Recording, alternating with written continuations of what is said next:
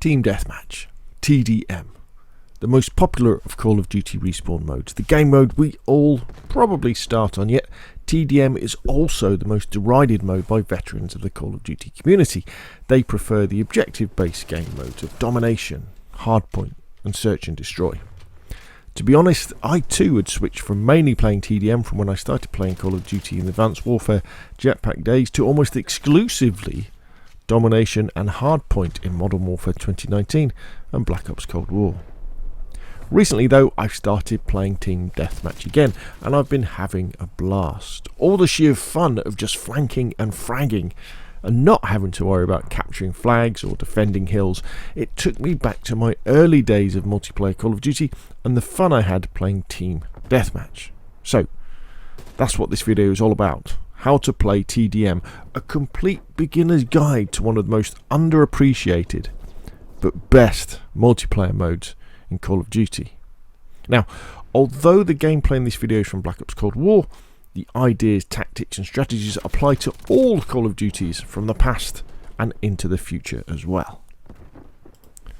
So, what is Team Deathmatch? Well, Team Deathmatch in Call of Duty is usually a 6v6, sometimes 5v5 respawn game mode where the winners are the first to get to a predetermined score, normally 75 or sometimes 100 points. You get 1 point for every kill, and if the score limit isn't reached by the end of the time limit, which is normally about 10 minutes, the team with the most points wins. TDM is arguably the simplest game mode after free-for-all, or FFA, but it's also the most popular, so you get nice full lobbies and a broad spectrum of player skills to come up against, especially with skill-based matchmaking, where a large player base allows the game to create matches of similarly skilled players. So, in this video, we're going to be looking at the following points, and I'll put timestamps to this in the description below the video. Settings. Are you using the right settings that complement your playstyle? Especially when it comes to audio. Have you got your headphones on? Loadout. Team Deathmatch involves mostly close and medium range gunfights, so have you got the right weapons, the right attachments, the right perks, field upgrades and score streaks? Moving and centering. Do you know how to get around the map in an effective and safe manner where you'll be ready for that gunfight? Flanking. ABF. Always be flanking. Up the side and cut in. Be ready to hunker down, but flanking is a good, solid tactic in TDM. Speed and accuracy. You'll need to work on that and work on your practice to build up that muscle memory that will get you flicking from one target to the next. Reloading. This is really important, this one. Do you reload your gun at the right time? Minimap awareness. Do you understand how the minimap works? And once you do, you've got a permanent UAV or spy plane in the sky, even when you can't see the enemies on it. Map knowledge. If you know what's around the next corner, you've definitely got an advantage. Spawn knowledge. We're going to show you what a spawn flip is. What is your home spawn? What does it mean when you spawn out of position? And finally, we'll talk a little bit about your goal, but mainly, to be honest, it's to have fun and try and have a positive KD, but really all that means is killing one more person than the times you die.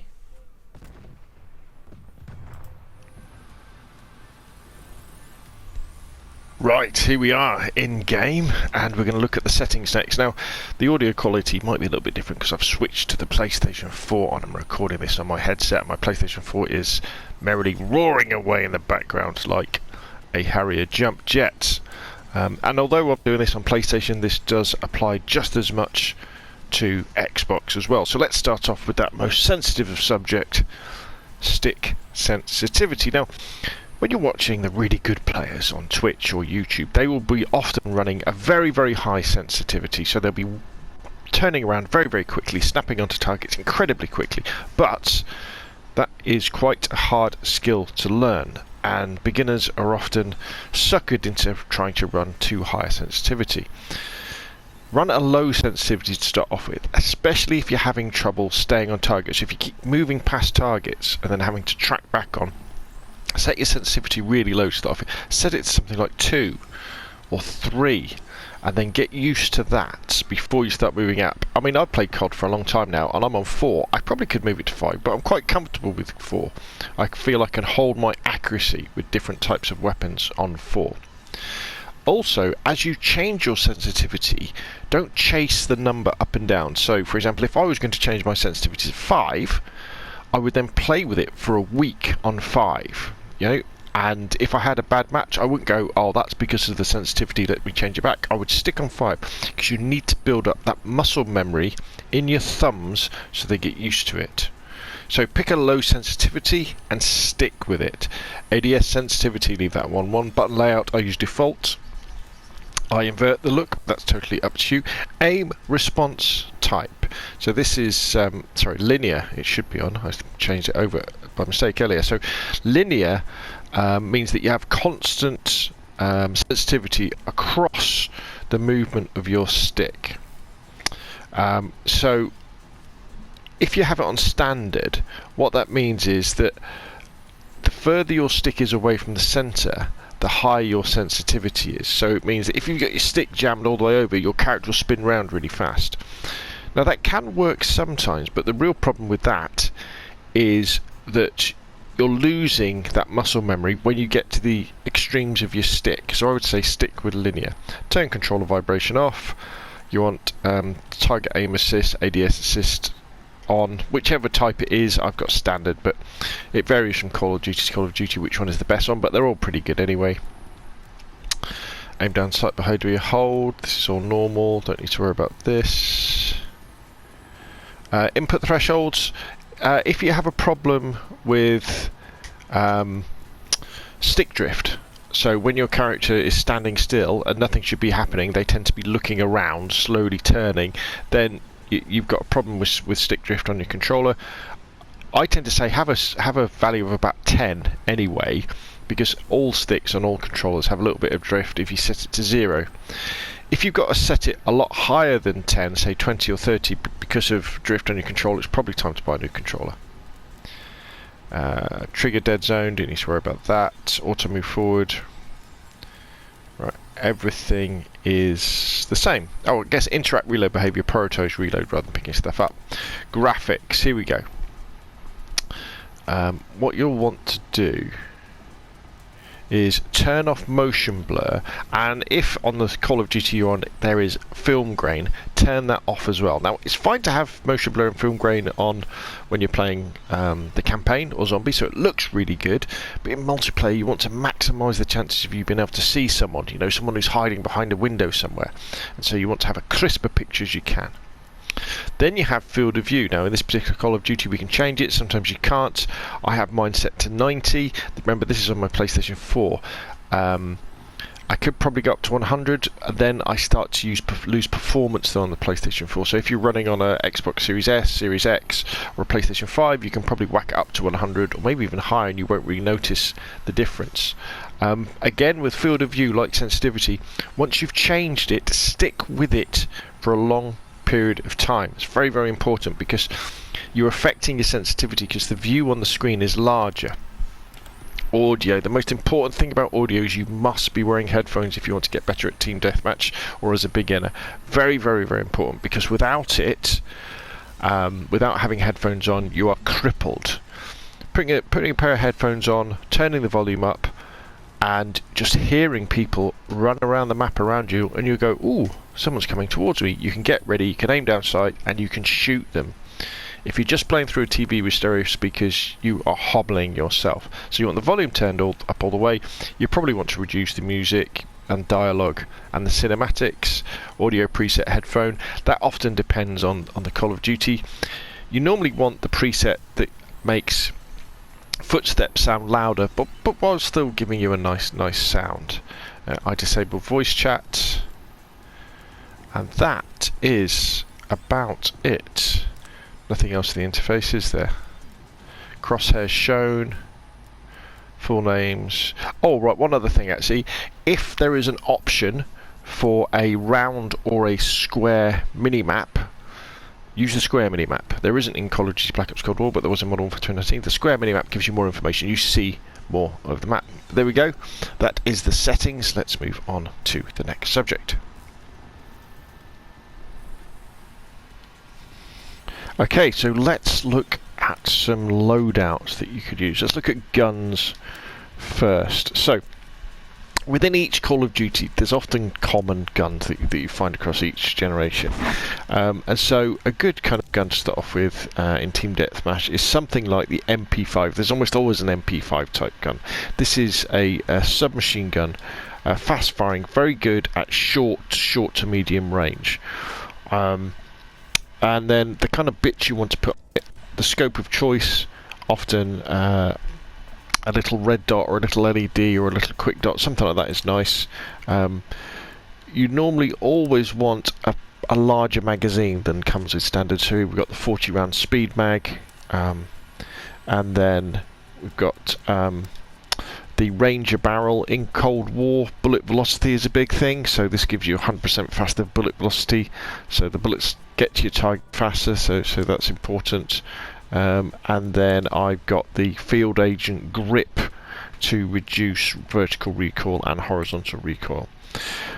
With each new Call of Duty, there are differences to the balance to the guns. So what I also recommend you is watch videos from the likes of Exclusive Ace and Drifter when they do their breakdowns of the new guns as well, to see how things are, because sometimes suppressors can be very good. So for example, in Modern Warfare 29, actually putting on the big suppressor, the monolithic suppressor, made your gun better.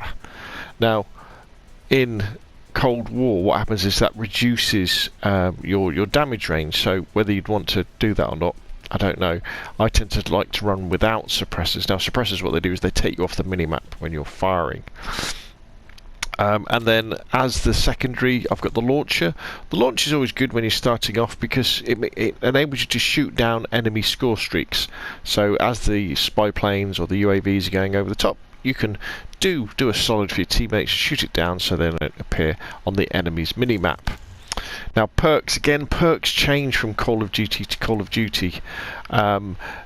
The different perks we have and which kind of perk tree they're in. So you normally have 3 different, so perk 1, perk 2, perk 3, and then you get choices to have, and these can move around. But generally, once you've unlocked it, Flak Jacket is a good one to go for, reduces damage from incoming explosives. Ghost is a good one as well, because that keeps you off the enemy minimap when a UAV or spy plane is up and you're running around. So they're good ones to have. Perk 2 is a little bit odd in Cold War. I've gone for Quartermaster. Could be Gearhead. Gearhead is probably better actually. We'd store up to 2 field upgrade charges. And then as for my wild card for this particular setup, I've gone for Danger Close because it's unlocked straight away, and that gives me two throwables, two lethals, and then for my field upgrade, I've gone for the trophy system. I tend to go for trophy system because I use it a lot in domination and hardpoint, and basically what it does, it shoots down incoming grenades and rockets and even cruise missiles as well. You may want to try something like the proximity mine just to lob it down, but what you tend to do with the trophy system is when you're getting into a position you want to defend, you throw down the trophy system and it stops people being able to stun you and throw grenades at you, so that's pretty good. So that's kind of one example setup, an SMG setup. Now there is also always a good assault rifle. Often it's the very first one you unlock, the one you get actually when you first start playing multiplayer. So in Cold War it's the XM4, and we've kind of gone for similar options to the MP5. So I've put just a little red dot on it. We've got a barrel that increases our bullet velocity. I've got the steady aim laser to improve hipfire accuracy when we're up close, the foregrip to reduce horizontal control, and a larger magazine and a quick change magazine as well. In fact, I haven't got a large magazine, I've just got a 35 round speed mag. So I'd probably change that for that one actually, probably go for that. And then for my wildcard, I've gone for perk greed. So this enables you to have up to 6 perks in Cold War. So I've gone for flak jacket and tactical mask. Tactical mask allows you to you don't get as affected by stun grenades and flash grenades and gas. Perk 2, I've gone for gearhead, so I can have 2 field upgrades. and Quartermaster, so my equipment recharges, so my grenade recharge, and then Ghost and Cold-Blooded. Ghost keeps you off the minimap, Cold-Blooded stops enemy AI targeting you, so stuff like automatic turrets, sentry turrets, and attack helicopters, that sort of stuff. Stops you getting killed by them. Now, once you've unlocked quite a few things in the game, you may want to consider a setup like this, where we combine these two style of weapons. So you have your MP5 for up close, and then you use a perk like Lawbreaker. Now it could be different in different cards, they call it different names, but be the wild card that enables you to carry a primary weapon in your secondary slot as well. So instead of having a launcher or a pistol in your secondary, you can carry another weapon. And I would recommend that you do something like this. In this case, I've gone for the XM4 assault rifle, whichever is the first assault rifle you start off with. But what you do is you kit it out like a fully automatic DMR, a fully automatic sniper. So you put something like a 3x or a 4x scope on it, and then you choose all the things that reduce recoil. So I've gone for a compensator, I've gone for a heavy barrel to increase bullet velocity, I've got the field agent grip to reduce recoil, and then I've got a larger magazine on it. And the idea with this is when you're beginning, sniping is really difficult in Call of Duty. But once you get used to the game, you can give it a go. But to start off with, a weapon like this, a fully automatic assault rifle that's spec'd out to have little recoil but has a nice big scope on it, can be very effective at medium to long ranges, and you can really lock down long avenues in the long paths in the map, long channels.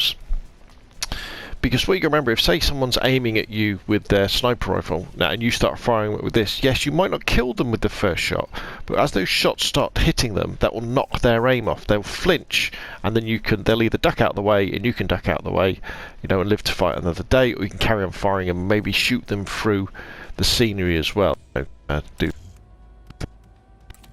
that sort of part of MP5 submachine gun, XM4 assault rifle, and then we've got kind of the best of both worlds, if you like. And then with that, we've got stun grenade, frag grenade, trophy system, flak jacket, cold-blooded, and ghost. Because in Cold War, Lawbreaker also allows you to put whichever perk you like in whichever slot you like, which is pretty cool.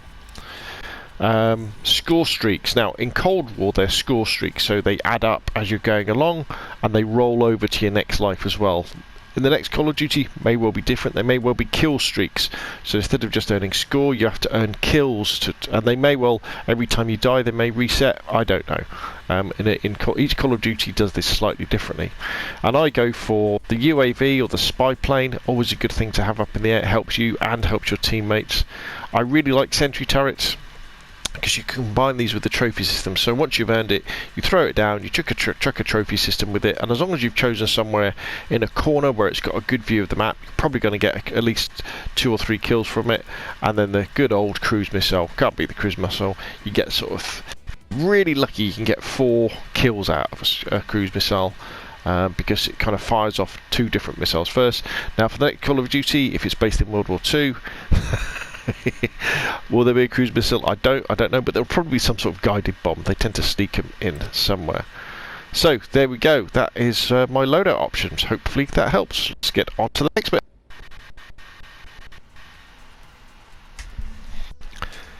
Okay, so what we're going to look at now is moving, flanking and centering, because how you move around the map in Team Deathmatch is critical to whether you'll be able to win those surprise gunfights that happen. So what we're going to do this is we're just going to we're going to play local. Now again, from Call of Duty to Call of Duty, jumping into an empty map changes, but generally you'll be playing in the offline mode. And what you want to do is go into the weapons setup and just create a class of weapon that you're going to be using in the main game as well. And then you'll want to create a match, Team Deathmatch at Crossroads Strike. This is cool. So let's play this. And what we can do now is we can go in and I'll show you what you should be kind of thinking about as you're moving around the map.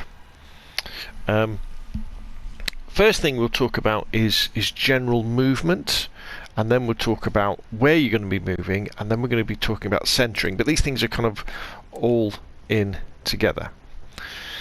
So here we go. So this is going to be an empty map with just in, so we can run around without getting bothered by the other players. So let's take a look at the map. So we're going to spawn at the left-hand end of the map, I think. Right-hand end. That's us there. So the enemies will be spawning at the left-hand side of the map. So we need to engage with them, don't we? So generally, what you want to be doing is you always want to be moving up the flanks. You know, coming down the middle isn't always the best idea, because when you're on a flank, so when you're like here, you know, nobody can come at you from behind. They can only come at you from the front and the side. Whereas if you're in the middle, people can come at you from the front and both sides. So there's a few more angles to look after. As to whether you should go down the left or the right flank, there is something called shooter's advantage or right-hand advantage, and that is every single player in Call of Duty, every single character that is right-handed. So what that means is when you come up to cover, say, let's go up to this doorway here. If we were just to go through this doorway like this, obviously if there was an enemy up there, they could see our entire body, couldn't they? But if we approach it like this, and we aim down sight, and we just look up round the corner like that, all we're exposing is a very small bit of our right-hand side of our body. So the gun, our arm, our shoulder, and half of our head, because we're right-handed. However, if we're going this way, the majority of our body would be exposed to whoever was up there. So whenever you're going around the map, just bear that in mind, and often you're better off going clockwise, because you can use that right-hand advantage all of the time, like this. Okay, so let's say, so we start off and we're thinking, so our decision is we're going to flank, we're going to go around the sides, and we're going to go the right-hand side. So how should you be moving? Well, as you're moving along, you want to always be keeping your crosshairs where there could be a potential enemy, and this is kind of called centering. So so if I come up to here, you can probably just about see in the center of the screen, there's my red dot, and if I pull back, you'll see there's my crosshairs. So as I'm moving, I know that as I'm approaching this area here, if someone was to appear, they're probably going to be here, aren't they? So what you want to be doing is you want to be keeping those crosshairs where the potential enemy could be, like this. So let's say we get to here, right? Where's the next potential enemy going to be? Well, they're either going to be by the tank there, or they could be coming out there. So again, I would have to then make a decision of covering there, and then I would switch and start moving like that. So I'm keeping my crosshairs where the enemies would be coming from. And then when I get to here, I could maybe switch back to that side and keep my crosshairs. So you're always trying to keep your character facing the way the enemy could be potentially coming from. So as we're coming up here, the enemies could be coming around that corner there. So again, I want to be keeping my crosshair where they could be coming around the corner. Remember, lots of people in Call of Duty, they like to do this, go around corners, they go, hey, and they jump around the corner like that. So you don't want to be keeping too tight against the side, you want to be giving yourself a little bit of wiggle room, so if they jump round, you come around. Now, this is quite a small map, and the enemy spawns are about there. So really, you don't want to be pushing all the way into the enemy spawn, because then you're going to force a spawn flip, and we'll talk about that a little bit later. So really, you just want to be sort of coming around, say somewhere like here, and then holding this position, or holding this position like this, kind of on the corner, because you don't want to be forcing, because if you come over here, they're going to flip to the other end of and they're going down sight all the time. So let's say we want to move around this corner here like this, and there could be enemies around here, couldn't they? So what we could do is we could kind of walk around like this by keeping centering where the enemies are, or we could hard aim. Now this is often frowned upon because it's seen as a bit of a noob technique, but I think it's fine. You're okay just hard aiming like this. I mean, you could walk around the entire map like this if you really wanted to. Remember that with an SMG you'll walk around faster than you would if you're with a An assault rifle like this will move slightly slower that way.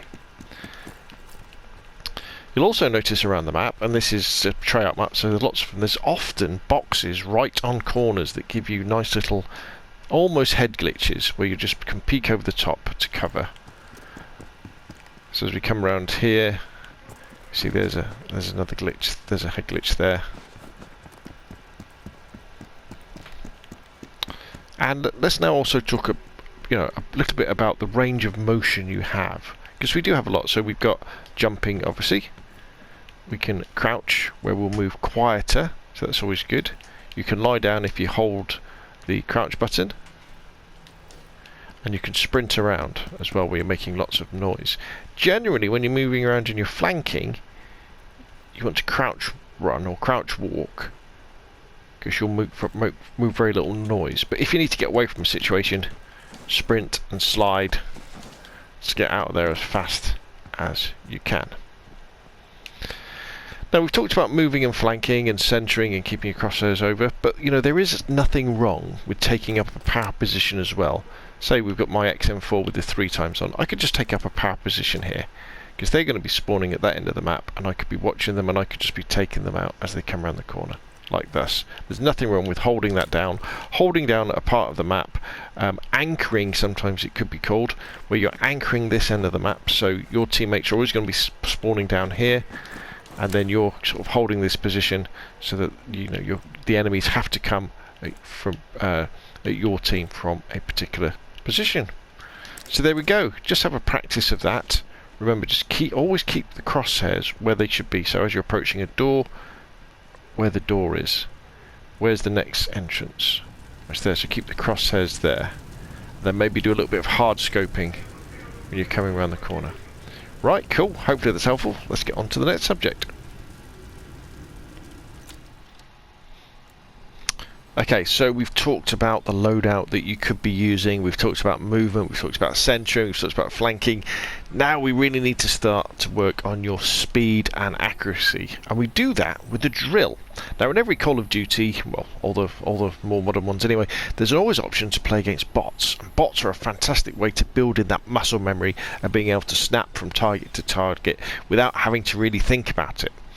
In Black Ops Cold War, it's actually in the main menu here down at the bottom, versus bots, but sometimes you'll have to go into offline mode and create a match and then add the bots in. And the mode we're interested in is free for all.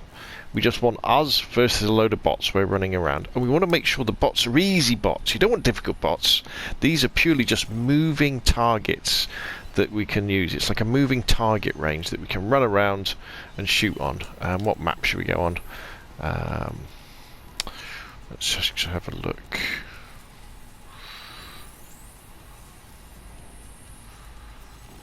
Standoff. Gosh, that's a good map, isn't it? That's from Black Ops 2 days. Let's choose that one.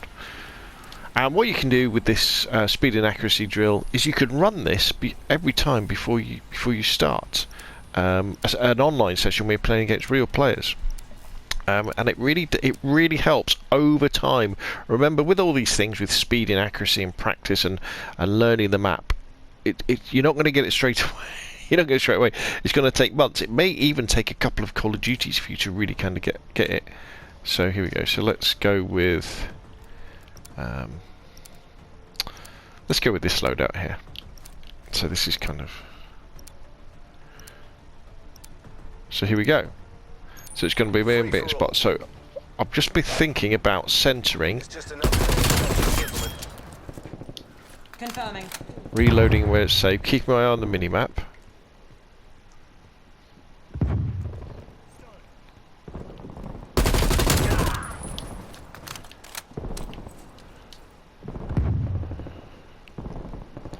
As you see, I'm just flanking around the outside.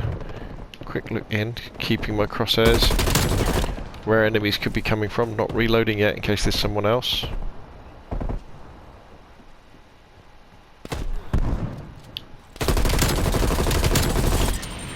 That's good. Spy plane available for tasking. Spy plane established, Angel 7. Bit of hard scoping there. Minimap, someone's coming behind me.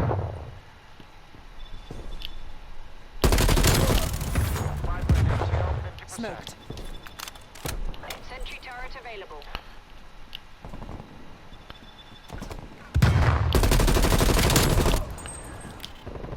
I'm running out of bullets here. Let's go and pick up somebody else's gun. Priority tasking request received. Spy plane is a dot. So centering. Keep my crosshairs over where the door is.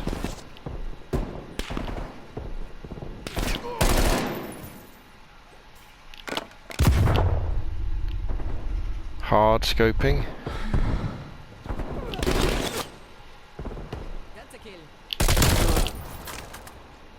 Flanking around this way this time. Still centering. Always keeping the crosshairs where the enemy's could be. Hard scoping.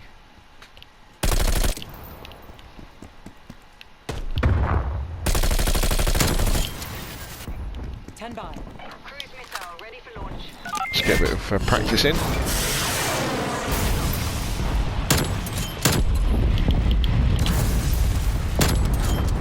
Nice try. 3 hostiles. 3 hostiles. Power.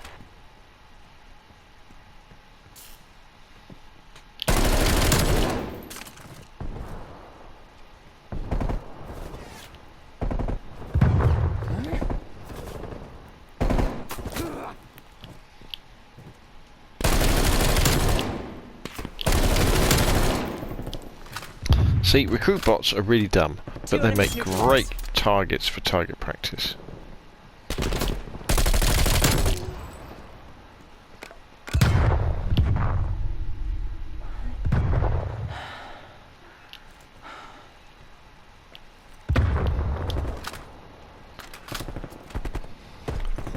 Throwing grenade.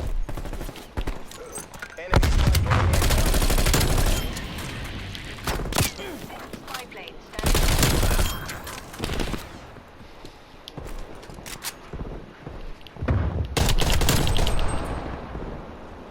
Enemy is down.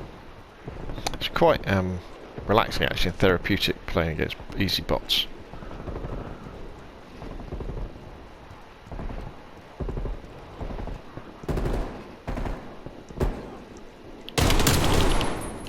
Right, so there we go. Hopefully you get the idea. We're just playing against easy bots, and we've just been building in our technique for moving around the map, nice and slow, nice and deliberate. And actually, I tell you what, there's one thing I want to add. You can play Call of Duty at the speed you want to. You know, you don't have to run around like a mad person. You know, you don't have to be running and sliding like this. You can play it like Rainbow Six Siege. You can play it like a no respawn game. Missile ready for launch. You know, so there's nothing wrong with hard scoping around corners, holding angles, and slowly moving to a flanking position, and then just hanging around there. Don't ever be put off by people saying, oh no, you shouldn't camp, you know, or you shouldn't do this, you shouldn't do that. You play the game the way you want to play it, and the way that you have fun, not the way that other people play. So there we go. Right, let's get on to the next bit. So, reloading. Who would have thought such a simple act could be so crucial when you're playing multiplayer in Call of Duty? But honestly, reloading at the wrong time will make you die so many times. Honestly, you won't believe it. So here we are. I don't know why I'm aiming down sight, because there's nobody else on this map apart from me, but I just wanted to kind of show you. So I tell you what, let's imagine this this statue is an enemy. So we're wandering around and we're centering, we're making sure we're aiming where enemies are coming from. Come around here and we see this guy, so we unload into him. And let's say we kill him. And many people get into the extremely bad habit of immediately reloading.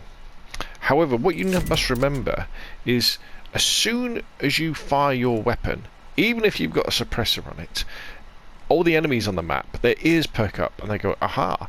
And if you've killed that person, the enemy, a little death marker would have come up, a little skull marker would have come up on the map.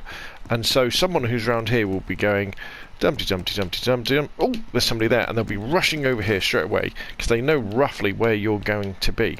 ready to kill you.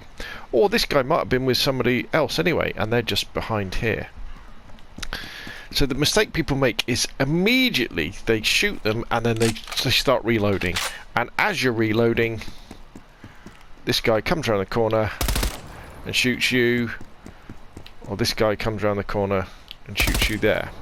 However, what we did have left, we still had, if we do go through that situation again, so we come around. Oh! We hit that guy. We've still got 30 bullets left in our magazine. We've got more than enough bullets to take on another person. So really, once you've fired, you shouldn't be hanging around here anyway. We should be moving because we would have appeared on the minimap. So then, let's say we move over here. You carry on centering.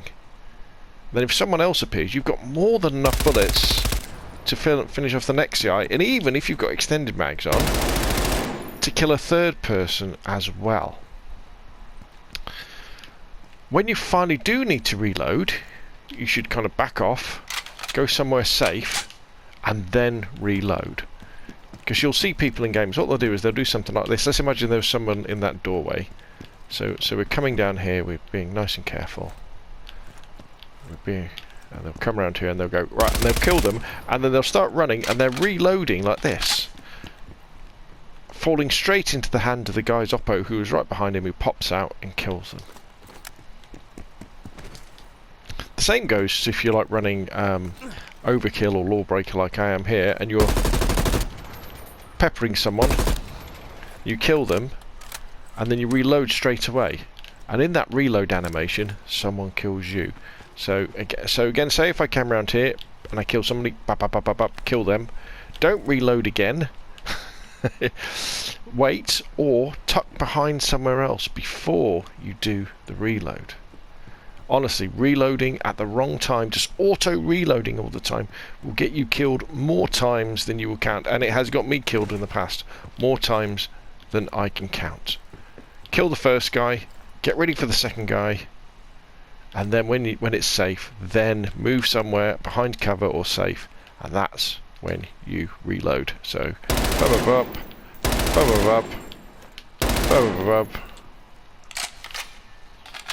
reload. If someone's chasing you, lob a grenade back.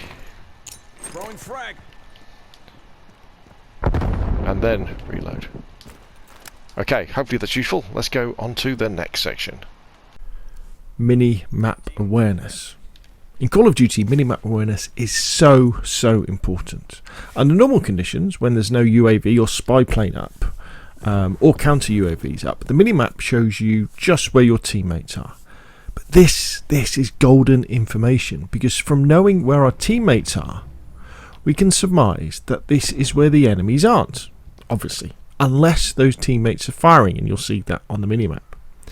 Similarly, if you look out for the skull kill icons that are around on the map, if you see one of those, because one of your teammates has just died, and as most TDM engagements are at close range, you can bet an enemy will either still be there, doing the naughty thing of reloading or maybe healing up, or they perhaps will be coming at you from that direction. So what you do is when you're wandering around, every couple of seconds you want to just be glancing at the minimap, just to see where your teammates are, but you're looking for the gaps in the spaces between where your teammates are. So as you're flanking around the side of the map, you're looking for those gaps, and if you see a gap, you know, right, okay, so I've got a teammate on the right hand side of the minimap, I've got a teammate on the left hand side of the minimap, there's a gap in the middle, so there's a good chance that enemies are going to be there, they're going to be coming through that gap, because if the enemies are on either side, my teammates would be firing at them. And that's what you build up. Now, if they put up a counter UAV or a counter spy plane, you lose the minimap.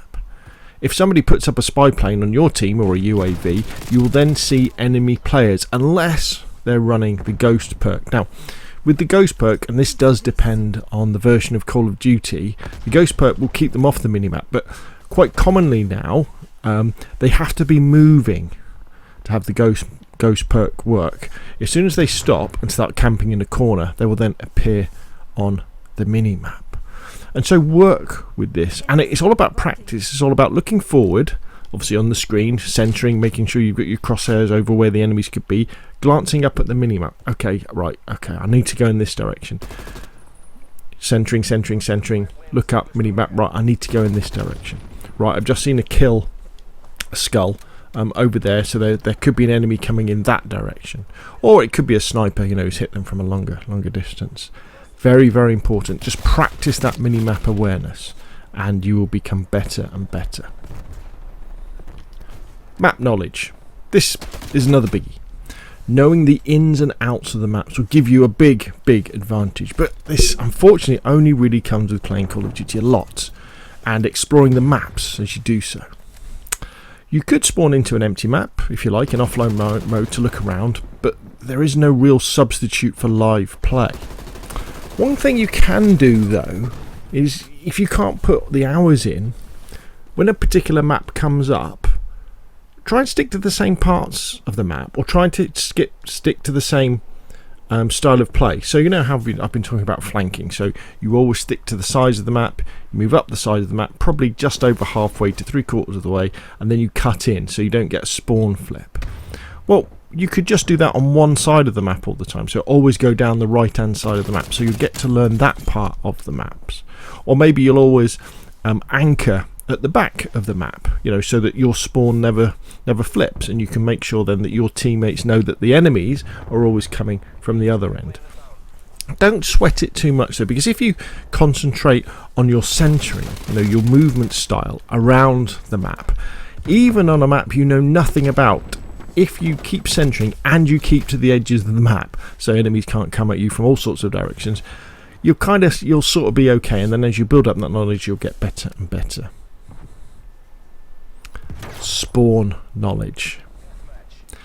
Knowing the basics of how spawns work will again really help you in Call of Duty, but don't worry, it's not that complicated. To start with, all you really need to know, and you probably know this already, is that at the beginning of a team deathmatch match, one team starts on one end and one team starts at the other, and then they kind of run in towards each other, and then they start fighting each other, and then if you die you'll spawn in back at the where you started with, and then kind of it carries on like that. And then sometimes what will happen is you'll end up spawning at the other end of the map, and that's when there's been a spawn flip, because what the game's always trying to do is it's trying to make sure that when you spawn in, you're not going to be near an enemy, so you're not going to get shot at straight away, you're not going to be in the line of sight of an enemy who can snipe you from far away, and hopefully you'll be near some of your teammates as well. So it's always trying to do that all the time, trying to spawn you in safely.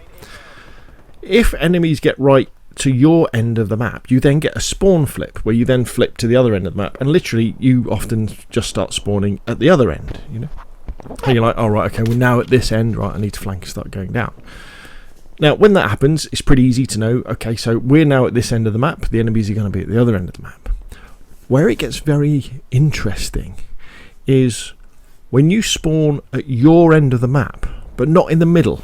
So normally you'll spawn at the home end of the map in the middle, but you spawn off to one side, or maybe slightly forward a little bit.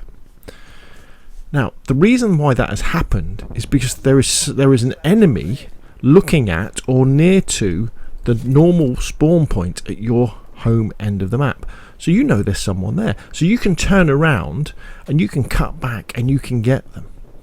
Always remember that. Where you spawn tells you where the enemies are. If you're continually spawning in your home spawn, the enemies are up the other end of the map and coming towards you.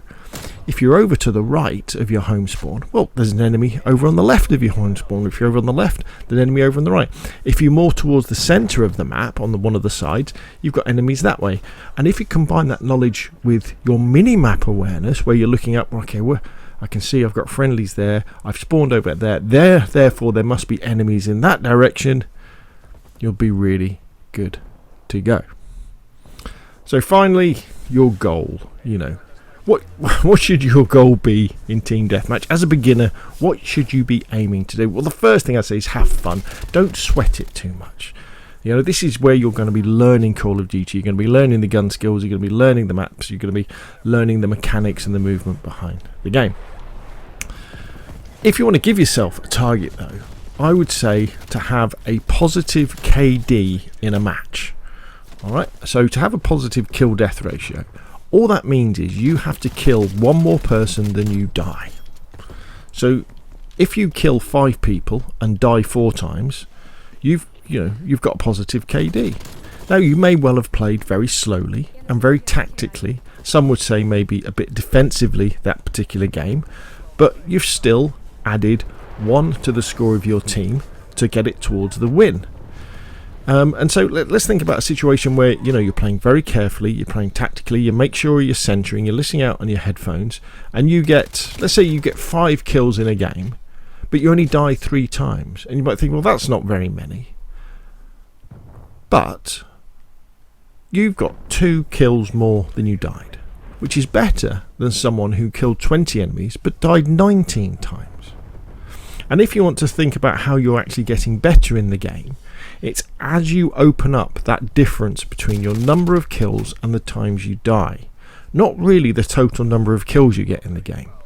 So if, for example, you can get 10 kills but only die 5 times, you've got a 5 kill difference. So that's quite a lot. Let's say you get into a position where you can kill 20 people and only die 10 times. Well, that's pretty amazing, that, because the score, I think in Black Ops, only goes up to 75, and if you've got a difference of 10, you've really contributed to the win for your team, just as much as someone who's got 30 kills but died 25 times.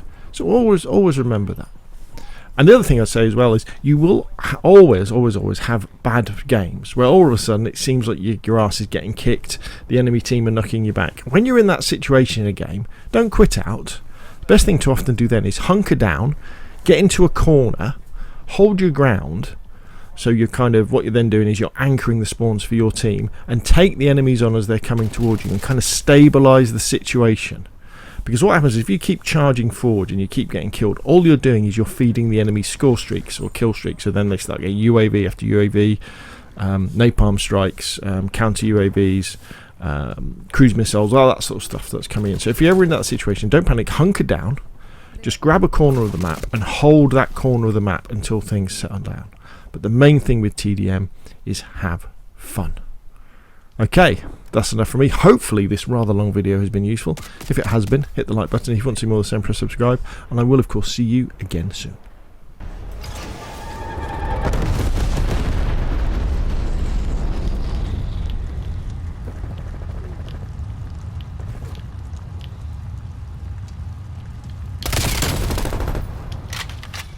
Tango down.